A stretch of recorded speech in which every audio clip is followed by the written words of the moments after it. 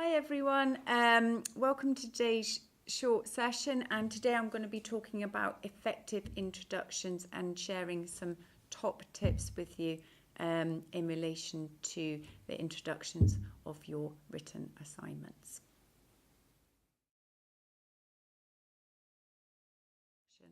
Essentially, the purpose of an introduction is to set the scene for the reader by providing key background information to the broad topic of the assignment and then information about the specific or narrow focus in relation to this.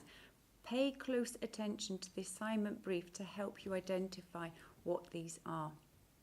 For example, the broad topic of an assignment might be entrepreneurship and the specific focus might be female entrepreneurs.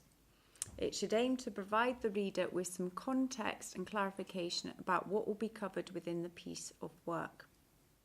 Try to see the scene setting or background information as an attempt to engage with your reader as early as possible and really draw them in with some interesting information in your introduction.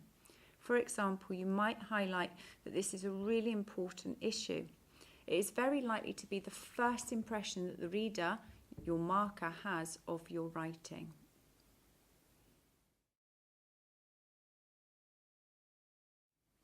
Effective introductions should answer the questions: what is this report or essay about? How is it useful? What is its purpose? Give some brief background information. Define the main problem or topic. State the scope of the report or essay, what it will cover, perhaps identify what it will not cover if this is relevant. It may provide a brief summary of some of the key relevant works so far, so we would expect to see citations within an introduction. You may provide a brief definition of any important or key terms within an introduction as well. It might state the overall purpose or aims if a report, or it may set out the argument being presented if an essay. Introduction should always provide a clear but concise statement of intent or statement of purpose. This will usually fit quite nicely at the end of the introduction, although it doesn't have to. The statement of purpose lets the reader know exactly what will follow in your essay or report and the order in which this will occur. For example, this essay will argue, or this report will provide. X will be discussed in relation to Y, followed by an analysis of. Top tips for introductions. The length of your introduction will vary according to the particular assignment. However, as a general rule, the introduction will usually account for 5 to 10% of the word count.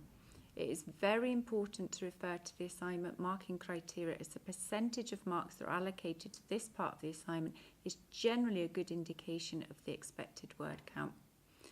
Whilst the structure of essays and reports differ, there should be a clear introduction in both. The key difference is that in a report, the structure tends to be highly visible with the use of distinct sections, subheadings, etc. In contrast to this, an essay will usually have a hidden internal structure.